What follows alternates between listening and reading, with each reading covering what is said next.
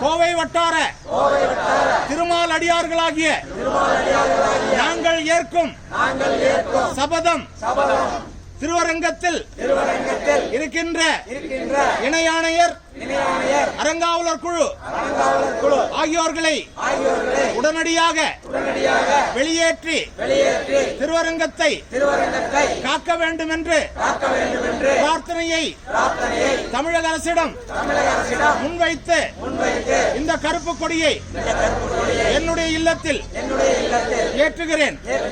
தமிழக அரசு விரைந்து திருவரங்கம் திருக்கோயிலை அதன் சம்பிரதாயங்களை அதன் ஆகம விதிகளை முறையாக செயல்படுத்தக்கூடிய நிலைக்கு சாந்தமான ஒரு நிர்வாகம்